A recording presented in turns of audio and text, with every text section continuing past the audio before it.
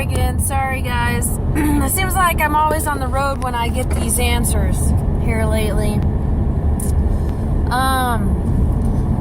I had a question that was really a really good question that I saw in somebody's video that they put out. I can't remember the guy's name that they were showing, but anyways, one of his questions that I was like, wow, that's a really good question.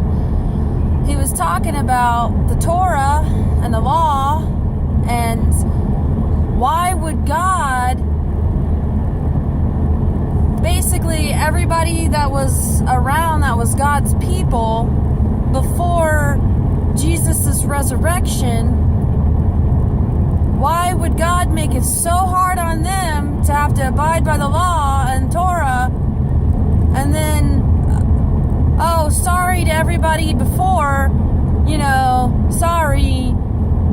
everybody before that was before Jesus Christ's resurrection, why would God do that? And then now, it's just so simple, the law's been done with, and now since Jesus' resurrection, it's just so easy now, right?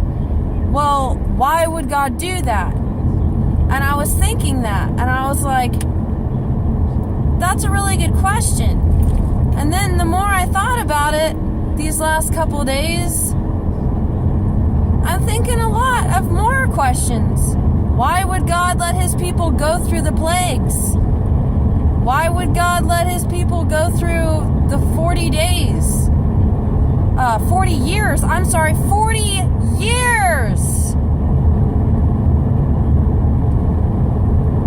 40 years, you guys. Can you guys imagine struggling and being hungry and all this stuff, even though God provided them manna and quail and stuff like that and all this other stuff, and the water coming out of the rock and stuff like that? God provided for them. God protected them. Did that mean they didn't go through any hardship? Yeah, they went through pure hell. They went through all those plagues. Now, why would God let his people go through all those plagues? It wasn't their fault. It was the Pharaoh's decision. It was the Pharaoh's choice. Why would God let his people go through that? Why would God let his people almost starve in 40 years to the promised land? Why would God make it 40 years? It's his people, right? His people. Why? Another question. You guys don't believe that there's a rapture or a beginning rapture. I don't believe that there's a beginning rapture either, because Revelation says that his people are going to have to overcome. We're going to have to overcome. We're going to have to go through trials and tribulation. We're going to have to too, as his people. We are going to have to do that. Now, I have the same question. We're his people. Why would God do that? God is God, you guys. He's so much more forgiving than you guys want to give him credit for. He is so much more forgiving than you guys want to give him credit for. And by saying, why would God make all of his people go through the law and then just all of a sudden, Jesus died on the cross and he's resurrected, so that means it's so much easier for everybody else.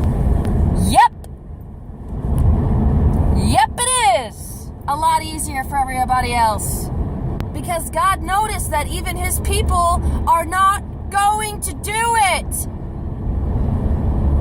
They're not. He said he gave Moses the law, yes,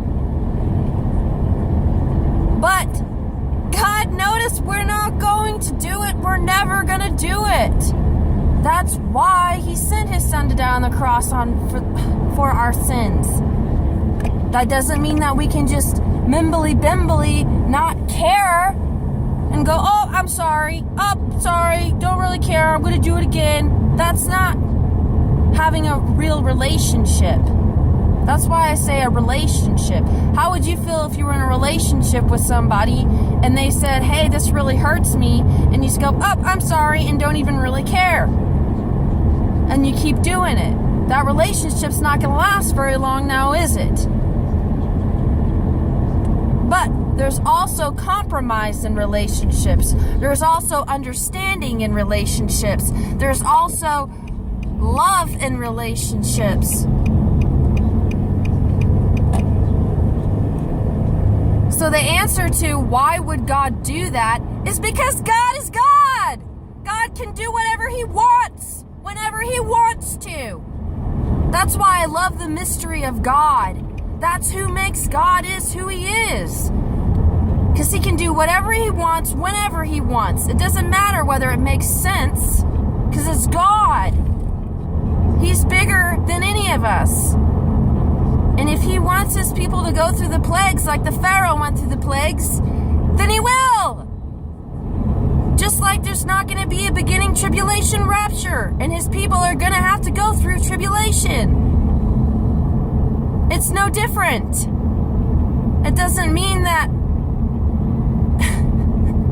I'm telling you, you're going to fail every single day in the law. You're going to fail every day.